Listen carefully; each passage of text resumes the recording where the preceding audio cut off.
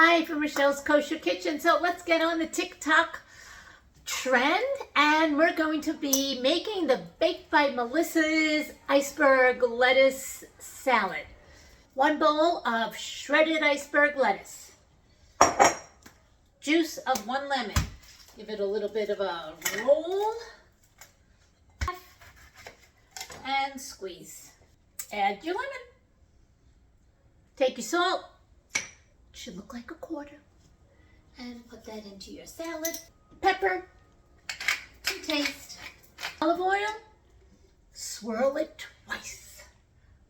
1 and 2. Splash of white vinegar.